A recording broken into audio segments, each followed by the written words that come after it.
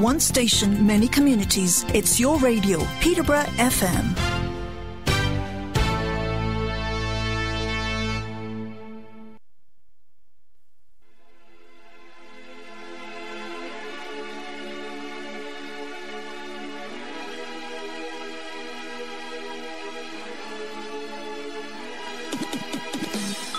You are listening to Esoteric Discussions with Valentine St. Aubin on Peterborough FM, www.peterborough.fm.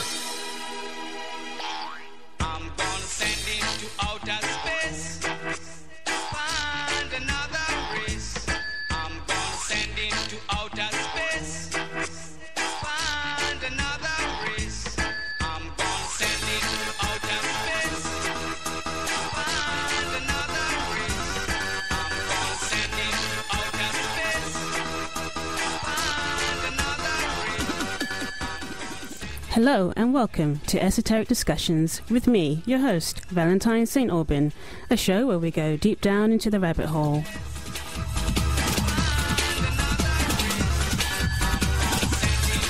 You can catch me every other Wednesday evening from 9 here on Peterborough FM and online. If you want to learn more about me, please visit my website at valentinesaintaubin.co.uk.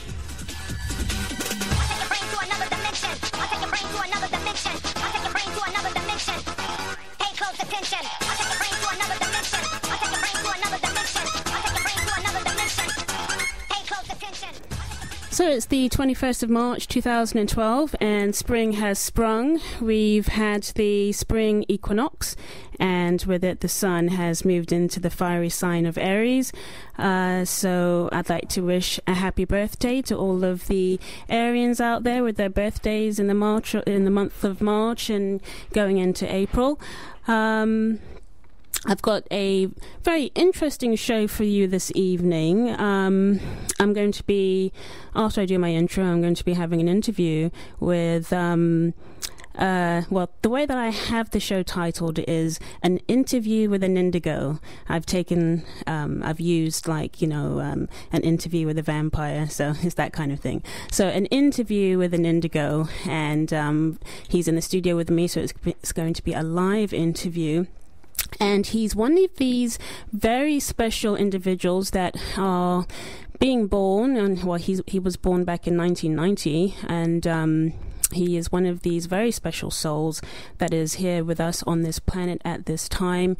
I have spoken about the times that we are in at the moment with this great transition, and you know, these individuals are the evidence, and we're going to be learning a bit about him because actually, considering with all of his knowledge and wonderful research he has done in his very young years, he didn't actually realize he was an indigo. So we're going to be learning about the concept of what an indigo is. And we're going to be looking at his astrological chart because we can see the proof of his indigo-ness in his astrological chart.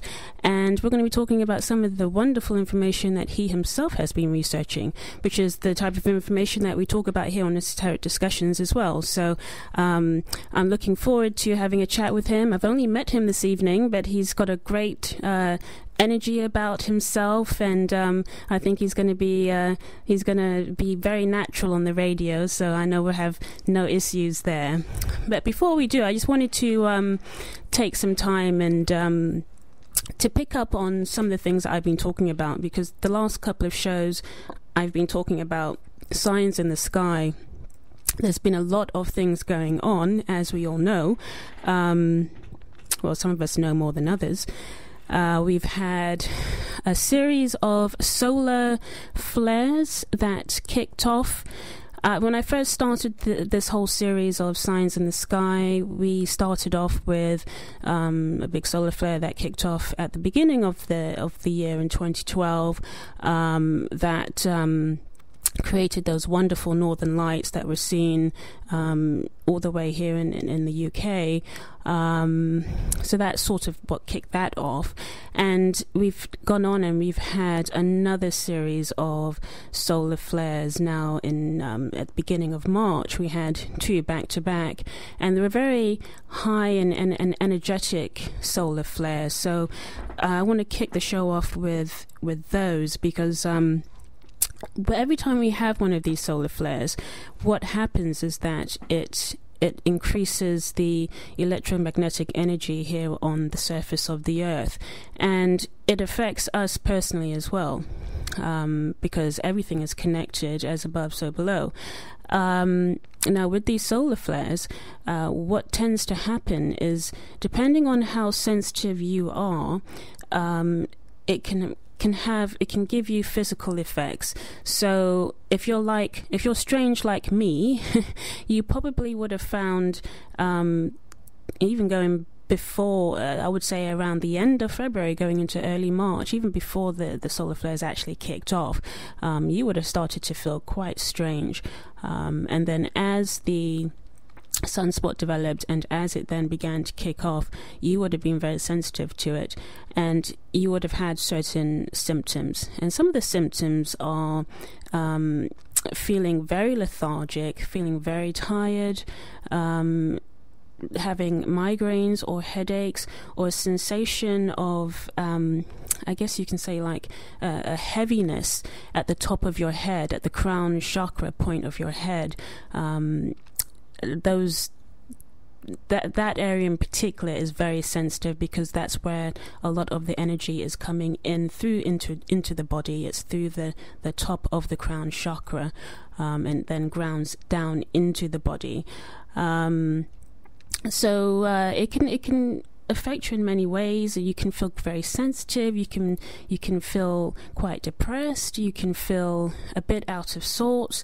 All sorts of things. So so these are some of the symptoms that electromagnetic energy can have on the body.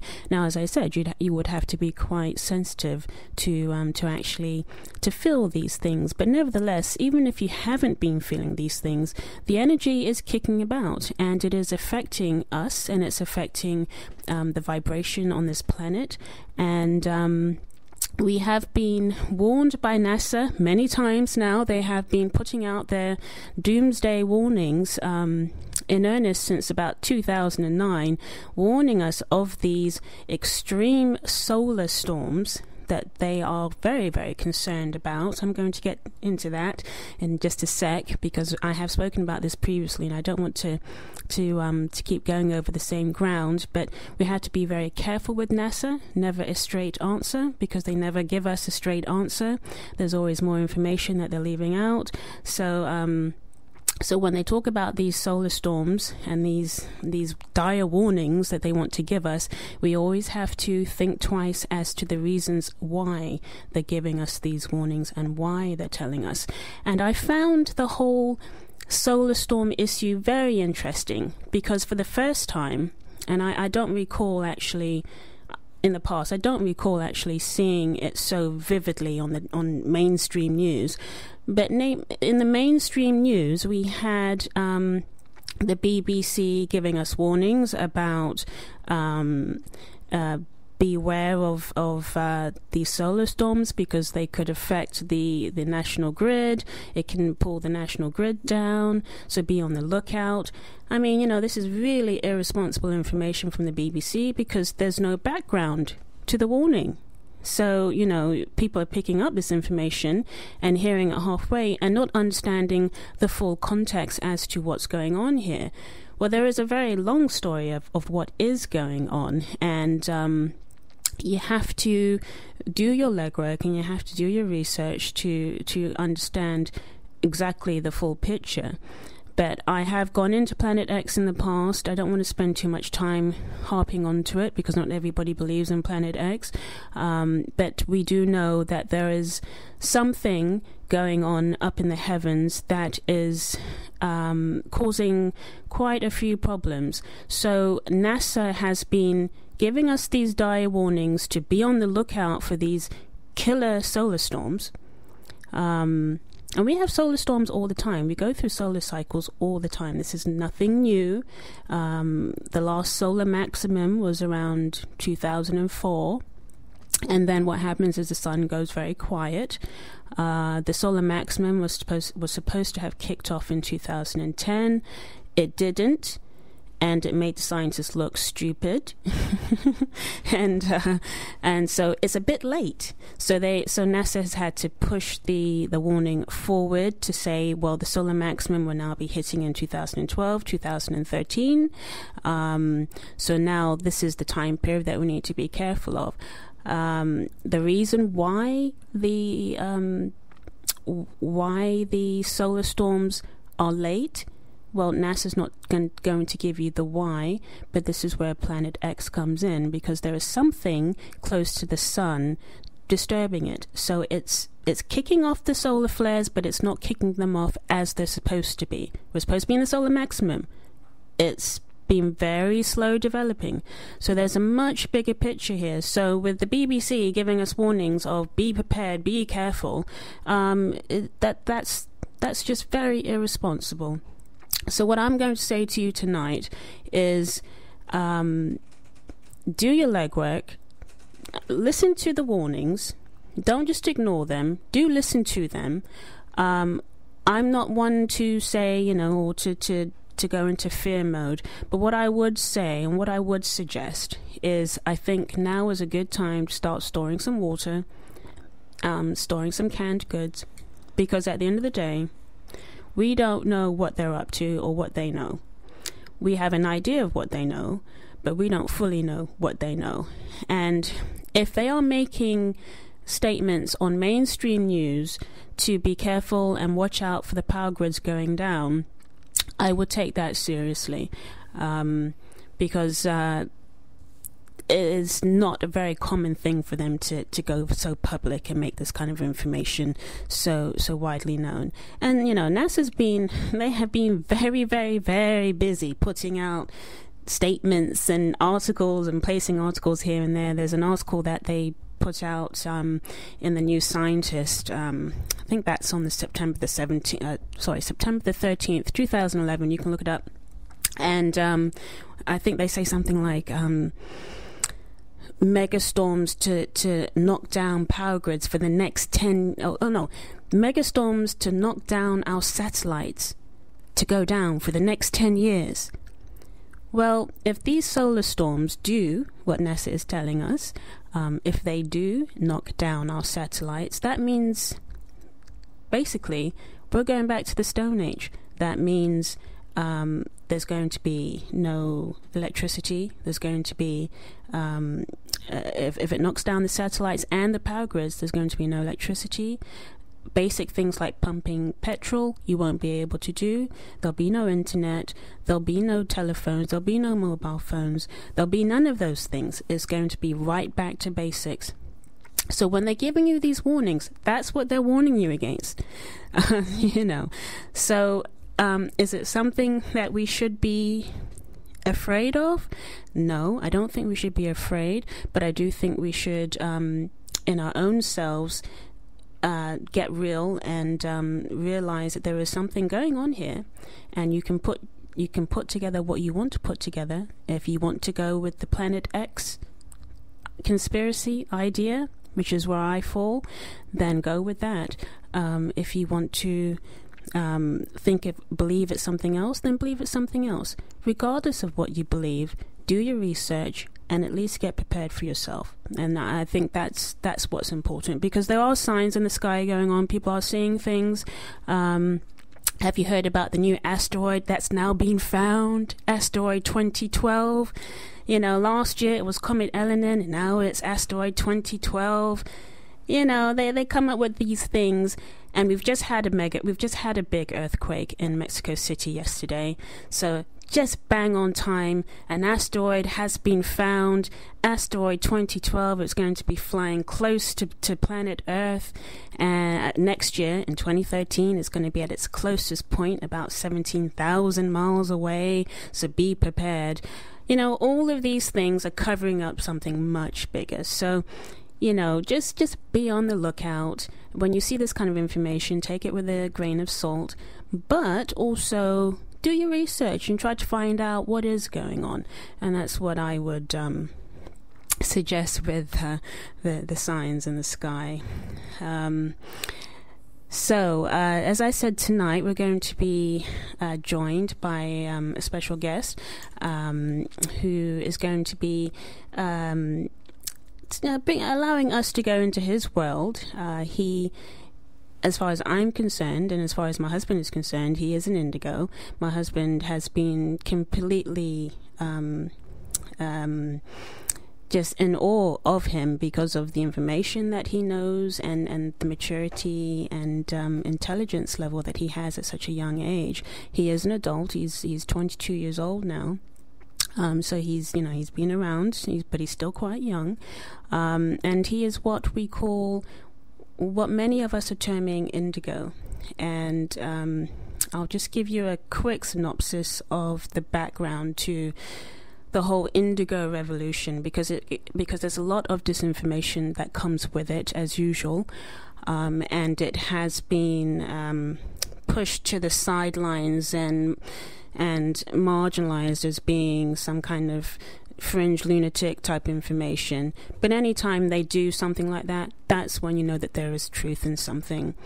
The term indigo was actually created by a woman many years ago now, and she suffered from a condition known as synesthesia, which is basically she when it comes to objects, she sees colors, and when it comes to shapes, she can there's a taste that comes with it. Basically, her brain is wired very differently to how our brains are wired, and it is a condition that a few people have, and a lot of research is being done to try to understand how the senses can get turned around in the way that they have been. But when she first came up with this notion of an indigo, she it was a way for her to describe something that she was seeing, which was with certain young children, she noticed that they had a certain color to them, a color to the object, a color around them. Now, that has been translated as saying, oh, well, so these indigo children have this bluish, purplish aura around them. And that's not exactly what she said. Because she suffers from this disorder, she sees color around all sorts of different objects. And she was seeing this color around certain kinds of children. So that's how she realized that there was something different going on. Now, her name is Nancy Ann Tapp, and she started noticing this in the early 70s. And it wasn't with all children, it was with just some children. So that's how the indigo name was created, and it's now being handed down through different people picking up on this term. Some people have completely misconstrued it, while others have been trying to keep to the more valid and true description of the term. In 1999, Lee Carroll and Jan Tober, Lee Carroll is the channel for Cryon, wrote a book about indigo children, giving us a very good description as to who they are and what some of their characteristics are and why they're here. And basically, what they said was that indigo children have certain attributes, and I'm going to read some of these attributes. They basically, indigo children, there's a certain timeline that comes with them, and when we talk about indigo children, we're talking about children that were born between 1984 to about 2003. Now, it can stretch on either side, so some people say, well, from like 1978 to about 2003. Some people say from about 1983 to 1999, but that's sort of the time period. So like people like myself or like my husband, and there's many people that think, well, we must be indigo, and I'm not completely convinced that we are indigo. I think we're the forerunners to indigo, but we're not quite there yet. I think some of us might be. I think we're more like, we're more star children in that sense, but I'm not sure if I'm convinced that we are actually indigos. But these are the characteristics of what an indigo actually is. They come into the world with a feeling of royalty. I'm looking at him now, so just see how he reacts. And often act like it. They have a feeling of deserving to be here and are surprised when others don't share that. Self-worth is not a big issue. They often tell their parents who they are. They have difficulty with absolute authority without explanation or choice they do not like. They simply will not do certain things. For example, waiting in a queue is difficult for them. He's shaking his head. They get frustrated with systems that are ritually orientated and don't require creative thought. They often see better ways of doing things, both at home and in school, which makes them seem like system busters, non-conforming to any system. They seem antisocial unless they are with their own kind. If there are no others of like consciousness around them, they often turn inward, feeling like no other human understands them. School is often extremely difficult for them socially. They will not respond to guilt, discipline, wait till your father gets home and finds out what you did. And they are not shy in letting you know what they need. Now, these are just some of the basic characteristics. And as I say, I'm always careful about putting people into a box and into a bubble. But I think the basic premise of what any of these kinds of descriptions are trying to show is that these individuals, they because, many of us beat to our own drum. And it's not that they just beat to their own drum. They're coming in very intelligent, with their heads screwed on. They know who they are. They're intelligent. They are very hard to deceive. They can tell if you're lying. They can tell if you're full of nonsense. They can see through people in a way that the average person cannot. They're very advanced souls, and they have come from far away. They are, as we call, star seeds, and not all of us are star seeds, and not all souls are created equal. So that's just sort of the introduction to what an indigo is. Children that were born past 2003, now into 2012, are more now labeled as crystal children. And they themselves have their own characteristics as well. The thing with indigo children is that they are known to be the warriors. They are warrior children. And not all indigos are here for good. Some are here for bad, as with all souls. Not everyone is perfect. And not all of them hear angels or are psychic in that way. There's a lot of nonsense that goes on with the descriptions of who and what an indigo is. They're not all seeing angels or seeing dead people or things like that. Some, may not be very psychic, but they have other attributes. So it's going to be a very interesting show. And we're going to try to learn a little bit more about his world and how he sees things, and some of the information that he's been researching. And I'm going to delve into his astrological chart and just show you as well how we can prove that he is an indigo. But so I've got a bit of time. We're going to play a track, and when I come back, I'll be joined by my guest. Hold on, just trying to do something here. As always, it's a live show, so we always have a few technical things. So we're going to take a break, and when we come back, I'm going to be joined by my guest tonight, if he doesn't mind me saying his name, Thengo, and we're going to be talking all things indigo. So we'll be back shortly.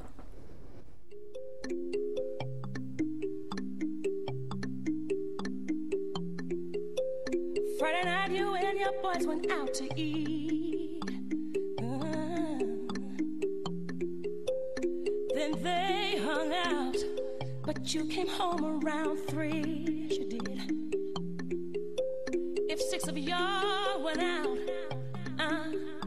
then 4 of you were really cheap. Yeah, 'cause only 2 of you had dinner.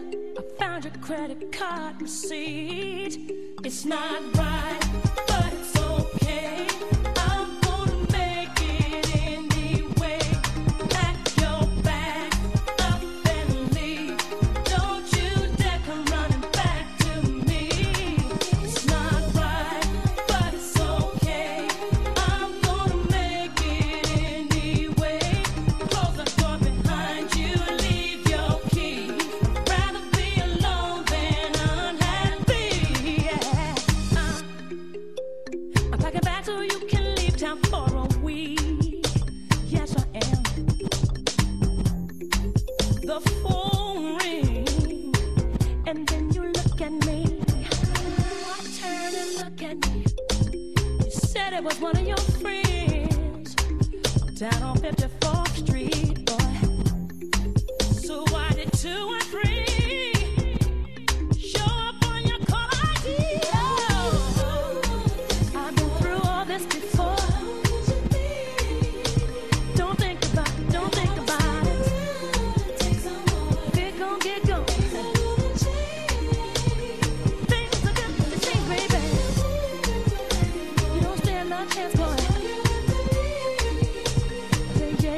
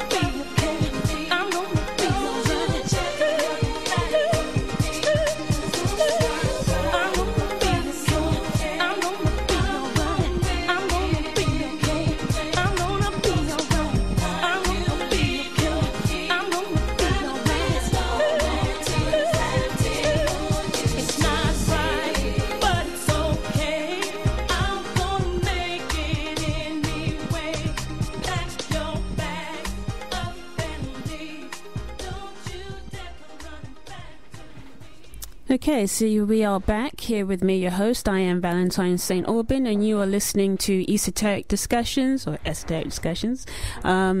which is on every other Wednesday evening here on Peterborough FM. And I talk about all sorts of subjects that are wild and out there and that go down deep into the rabbit hole. And we cover all sorts of interesting subjects. And tonight is another one of those fascinating shows where I'm covering subjects that you won't necessarily hear in the mainstream. And I am talking about indigo children, and I am joined by a very interesting guest. I have only met him this evening, and I can tell that he's... I feel like I know you. How do you feel? Yeah, I feel pretty good in here. I'm not hearing you on your mic. You might want to come a bit closer. I feel good. No, still not coming through. Coming through now. Oh, okay. I forgot to open up his mic, didn't I? Of course I did. Yeah, no, it's really interesting how fate and destiny works. And I know, you know my husband, and he has been just in awe of you. You two have, from what I understand, you have really interesting conversations with each other, and myself and my husband were very strange people. So to impress either one of us is quite a feat, because we've been strange most of our lives. Mm-hmm. We've been on the fringes. We've always seen the world differently to how the mainstream has taught us to see it.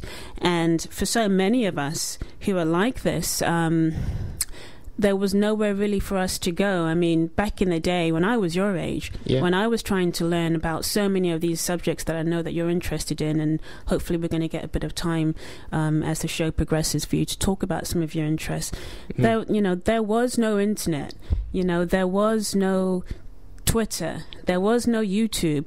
You had to do the work in a very difficult way, which was to read the books or talk amongst your friends that may have been into these types of subjects to learn these things, So back in the day, it was harder for people to think out of the box.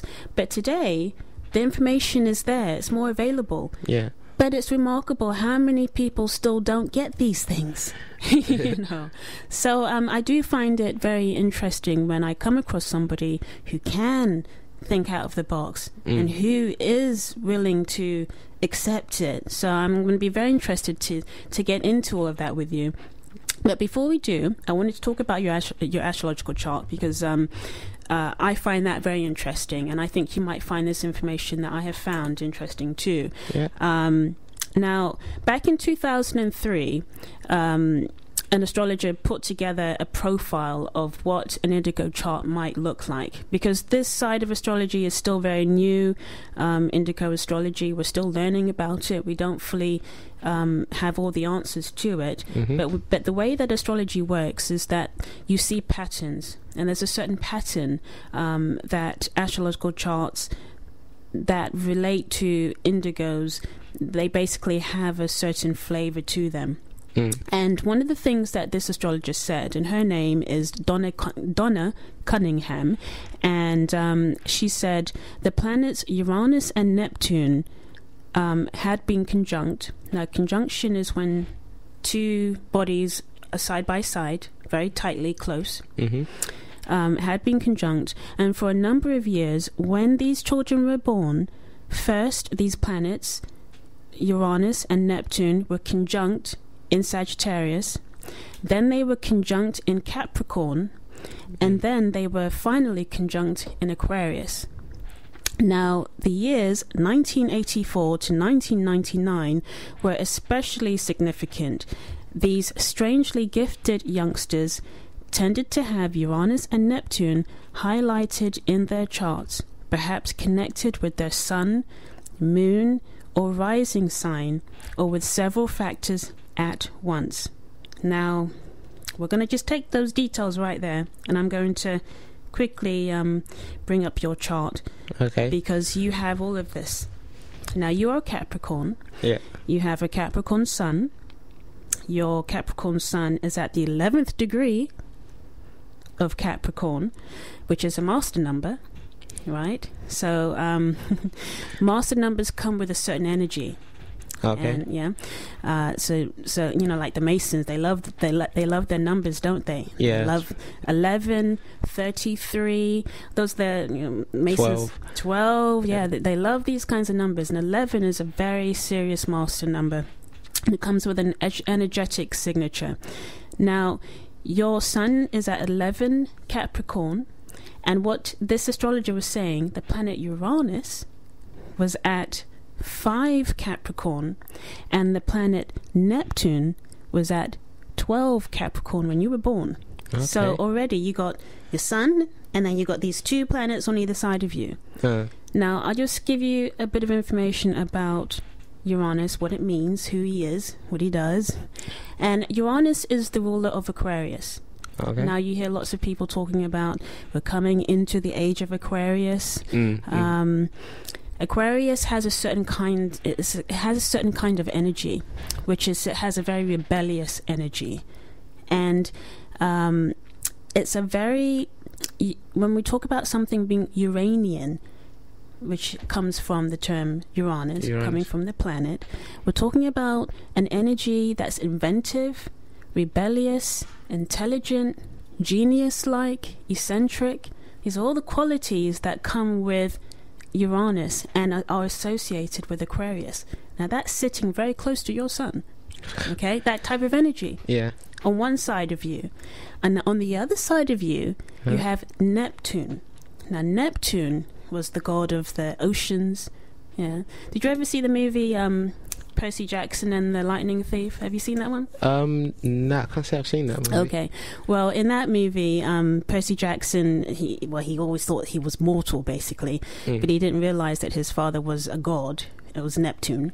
Okay. And so he's one of Neptune's son. So he's a demigod, basically. So anyway, Neptune is the god of the oceans. So in astrological terms, when we talk about Neptunian energy, Neptunian coming from Neptune, we're talking about a very deep, like the oceans, a very deep energy that's psychic, artistic, creative, sensitive, beyond limitations. It's intangible. It's hard to define. It's dreamy. Dreamers. So on the other side of that wonderful energy I was telling you about Uranus, you've got that Neptunian energy. Okay, so you've already got lots going on. Now you've got your sun in Capricorn, which is a very grounded earth energy, and it's a very serious energy, very ambitious. So you're able to pull all of that energy together and concentrate it. Maybe not right now, but as you get older and as you step into your power, you're going to pull all of that together, because Capricorn is a very structured sign. It's a very structured energy. Capricorn rules our structures, basically, in astrology. That's what it does. Like the bridges, a skeleton, the bones. It's the basis of everything. Foundation. Right? Foundation. Yeah, that's right. So you've just got those. That's just 3 planets things going on right there. Yeah. Now, to make things even more complicated, you have Saturn sitting there next to your sun at 15 degrees Capricorn. And to make it even more interesting, you've got Mercury, which is all about communication, at the 25th degree of Capricorn. You have 1, 2, 3, 4, 5 planets sitting next to each other, which is incredible. I mean, we call that a stellium, and it's very unique to have a stellium of 5 planets sitting next to each other. So you have you've got an extraordinary chart with extraordinary energy in the house of Capricorn. And now what some people are going to say is, well, I was born in 1990, so I must have like Uranus and in Capricorn too. Well, yes, but do you have them born next to your sun, next to your ego? And what this astrologer had said was that there was a certain conjunction that took place at different times. It took place in Sagittarius, it took place in Capricorn, and it took place in Aquarius. Okay. So that means there was a certain window of time for souls like yourself to jump into this planet, to have all of these little planets all close together, basically. And you know, we have to, when we talk about incarnation and we talk about coming into the planet, we choose the time that we come in, but we also have to earn the time that we come in. Okay. So your soul would have earned this time to be here, and well, you know, and you're here now. So that's just, you know, the basic grounding of your chart. You've got a lot going on there, and as a lot of the astrologers have said that who are looking at this type of thing, one of the characteristics of your group of people who have this alignment in their charts is that what they say is, we're looking at people that are particularly creative, self-determining, and a restless bunch of children who have high amounts of creativity, imagination, intuition, and rebelliousness. And these children are going to display great attributes. And in particular, they talk about the time of between 1988 to 1992, those being born then. So, you know, this is your time. So I just wanted to cover that point of astrology with you, you know, because it's not something you hear every day, and I wanted to just show how what an indigo is astrologically, because it's a very special thing, and it may not make a lot of sense to people, but those who like astrology, it will make sense to them. So now tell us about yourself in terms of how have you found life, and how have you found how did you begin to see the world differently? When did it start for you? How have you always felt you were different? How did it start for you? Well, first and foremost, I'd like to thank you for inviting me over to the show. Sure, of course. Okay. And in terms of about myself, I got this bit of knowledge when I was started off at uni. It was a feeling that I was always getting in terms of always trying to search through the deeper meaning of things when I was in uni, and I did actually come across information that was leading me towards how everything is really does function, the centralization of power, looking at how everything is actually controlled by few individuals. But I always used to try to overlook that information, because when I used to state it, I always used to get a certain rejection from it. So instead of, I don't know if you've been in a uni environment, you always have to. You always have to keep up with the crowd. Well, the academic community is not there to help you to open your mind in that way. They, you know, because as you know, I mean, obviously, with academic departments, they get certain funding. So you know, it depends on who's funding them and where they want to take your mind. Let's say, you know. So. Academics are not always the best people when it comes to this kinds of information, because they will fight you, because they have been conditioned to think in a certain way. And when you're coming with different information that's outside of their box, they have a hard time with it. You know? Yeah, so I can imagine it would have been difficult for you. Yeah, it was pretty difficult, but and it kept on fighting me to actually not ignore it. And what happened was during the last course of my uni year, things started going pear-shaped, as in I started losing everything. I started losing, at the time I was in a deep relationship, I lost that. And I started losing bonds with my parents, and basically lost everything. And then I was back to square one.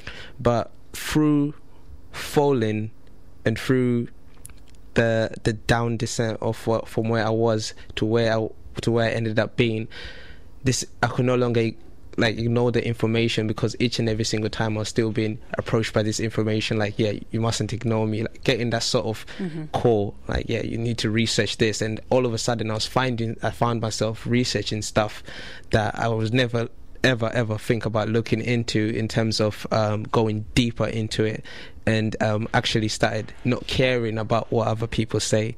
So that's a good start. yeah, it is a very good start when you have self-confidence in yourself. So yeah, what happened was I met another friend, like one of my very best friends at uni, and we started talking about like religion in terms of like, because where I come from, raised as an African background, you always taught never discuss or always try to avoid like talking about religion and politics. Yeah, because it's too personal. Because it's too personal, and people do take it in quite on a highly emotional level. But when we're talking, we kind of clicked in terms of I could see where you was coming from when we were describing about religion playing a controlling the mind, because with politics, in a way, people feel like as if they need politicians, they have to make laws. But with religion, it's much more central than that, because with religion, it's actually down to your core, it's actually down to your faith, so you're more willing to do certain things that a preacher, for instance, will command you to tell you to do without thinking than a politician. And that's why, like, we look at in the Crusade era, the Pope said, go to Jerusalem, take over, do what needs to be done, and then you'll be forgiven for your sins. If it was the king that had say that to them, then nothing would have happened. The crusade wouldn't have existed, because with the faith, it strikes more to an individual's core. Everybody's searching for a deeper meaning to life. And so just literally just going down through this information and through this road, and it kind of lost me some friends, because nobody seems to understand you in a way. And well, it's because they get afraid of it. Yeah, you're making them look at things from a point of view that makes them feel uncomfortable. You know, because some people they need those walls around them to help them to make up their minds about things. And what you did was you brought those walls down. Yeah, and it made them uncomfortable. You know? It's like so what had happened was, like, even prior to this, I've always been hungry when it comes to information. I've always been hungry when it comes to knowledge. Like my mates, even in secondary school, they used to call me teacher, because I was always seems to be the ones that always raised up the questions, and always, I was not academic at all, but I knew what was coming. I knew what was right and what was wrong in terms of seeing through things. So coming back again, I've just learned nowadays to know, to trust myself in terms of with the information that we're gaining. And it's funny enough that when you were talking about that stolen food, and the storing the water in the food, yes, because you were taking notes. He has notes. I was very impressed. Yeah, I was just taking notes so that I wouldn't forget to come up with some points on that. Like in America, for instance, they are some of the states are forcing people not to actually be able to store a month's worth of water and food. This is crazy. Yeah, they're actually pushing it, their agenda there, so people actually receive a bit of jail time for that as well. Wow. And in the same front as well, a woman was actually arrested for growing some crops in a backyard or in the front of their house, and the excuse that they were trying to use was that that she's making the neighborhood look bad in terms of she's going to devalue the neighborhood by doing that. But it just shows that they're trying to take away the independence from people, because if people can actually see the fact that this person is growing their own crops, they start to get ideas, and then they start to see the benefits of growing their own crops. It's fresh, okay, it might not be uncontaminated, because we are living in a contaminated era in a way, like with the air. People don't even remember what clouds look like. All they see is planes, and that's the clouds now.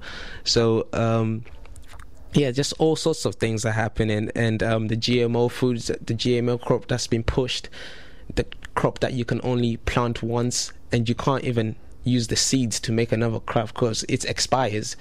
It's literally an expired brand. They're trying to just like with using your iPhones, your technology, it only lasted you a year. It only lasted you like most times you buy a phone, it will only last you until the end of your contract. After your contract, your phone's bust, you're gonna have to buy another one just to take over the contract. So it's like they have a magical button that says after 12 months your product should just deteriorate. They're trying to push that into food as well. And what really saddens me is they're pushing this agenda, like in Africa, Malawi, where I'm from. They're pushing because corn is the main source of food. People make maize meal as that's the national source of food. And what they're doing is before people were not accepting the GMO crops because they're so like, they were actually wondering like, what is this? They actually called it witchcraft food because it was growing twice as faster, twice as harder, twice as bigger. And they've pushed this agenda now to be promoting GMO crops, and then you see more GMO crops. But what they're not telling the people is that in most cases, GMO crops, they actually kill the soil. So they actually condition the soil in a way that it's not a natural process because they're made from chemicals. So they are eating up the soil, they're killing it and fertilizing it, the natural fertilizer of soil. And not everybody can afford fertilizer. So say it's quite an expensive thing. And in the terms of that, they do not even care whether it's expired because they expect the people to come back to them for some more seeds. But then when it comes to that point, aren't you trying to feed the poor? Aren't you trying to make them more independent? Shouldn't you try to make it more independent for them to grow their own crop? So if you're giving them the GMO crops, which are going to end up unfertilizing the land, then where they're supposed to get the other means to survive from? So it's this weird sort of like environment where we're living in, where politicians are just pushing the agenda of this few companies, especially I don't even like to call them corporations or something. I just say it's just few people pushing their agenda to try to condition the way that we live, to try to condition the way that we are. And this angers me deeply, and but at the same time this actually is a subject that I find it fascinating, because I actually never knew what another sort of person can actually do to another person in terms of not even fighting for in terms of land, or they're not fighting for peace or whatever. They're fighting for your mind. They're trying to condition you. You know, I'm just so impressed that you can see that. Because that is exactly what's going on, and it's great that people like yourself are here. You know, we use the term indigo; it's a general term, but it's very important that you all are getting this at the age you're getting it, because it's not going to get any better. The race is on now. They want you. They've taken the mind. Now they want your souls. You know, if you look at all the occult movies out that's going on, and I mean, God, there's just so much of it being just force fed down the youngsters' throats. They want your soul and they want your mind, and you have to see it. And I am just so impressed that you can see this. And it's so important, and it's good that you're saying that you're angry, because that's what you guys are here for, is to be angry enough to just go, when you get old enough, you're just going to go, yep, we've had enough. This is what we're going to do. You know, you're going to take control. It's not going to be my generation or the ones older than myself. It's going to be your generation and younger, because that's how bad it's going to have to get before a bigger change can come. To be truthful, you know. So wow, and we're running out of time. So, but I have to definitely have you back, because I think we can talk about many other things, and I know you have been researching many other subjects as well. I mean, I find it interesting that you've picked up on the GMO thing, considering you have all that Capricorn energy, which is all Earth. All Earth energy, so you're very connected to the Earth. You know, I find that interesting. So wow, and just very quickly, I mean, would you say you had an awakening? I mean, you've talked about, just in terms of researching a lot, have you had any strange, like, awakening experiences that you can maybe share very, very quickly? Have you had any sensations have you had any illness or anything like that, where you've been ill and then your body's gone through any kind of transformation? Well, the time when this is kind of odd, but I was coming back from Southampton for New Year's just recently, and when the clock just went past midnight, I could feel something different. I felt lighter as a person, and my thought process was much deeper as a person. And it's funny that you was talking about as well the solar storms, because I had the worst migraine that week. The worst migraine that week. March. Yeah. The worst migraine that week in March. Me too. Yeah, it was painful. It felt like my brain was rotting. Yes. I actually felt like my brain was rotting. Yeah. And I did read up on it. First of all, I thought it was because there's this scientist that says that's Dr. Iamoto. He's doing research on water. When he puts a bad word in front of water and it freezes it up quickly, and then you can see the crystal of the water is like, when he does put a good word, it's a full crystal, full healthy crystal. When he puts a bad word, it's a bad healthy crystal. And he also done this other experiment where he got kids to say bad words in one cup and good words in another. And in the other one, it went pitch black and dirty and grimy, but in the other one, it stayed pure. Now, I thought I was being infected by that because we're both all made out of 75% water. So I thought maybe I was intaking too much bad energy, which is corrupting me inside. Yeah. That's the sort of feeling that I was getting. I actually never thought about the solar flares. Well, that's amazing. I have to have you back. We have to have a part 2 because I think you certainly have lots of information to share, and we've laid the groundwork as to who you are and what you are, and I think you've got very interesting information to share as well. You know, because I can bang on all I want about this kind of stuff, but sometimes it's good to hear it from other people too, which is why I have guests and things on the show. So I want to thank you for coming in. I'm sorry it went so quickly, and it always does. It really does. It's amazing. But it's been a great pleasure meeting you and having you on the show. Thank you. I can just feel that you're going to really do some amazing things in your lifetime. You really are. Thank you for having me. And thank you for coming onto this planet. It's not easy to be here. So that's it, guys. It's another show. I want to thank you all for listening. And until next time, as I always say, keep your eyes on the stars.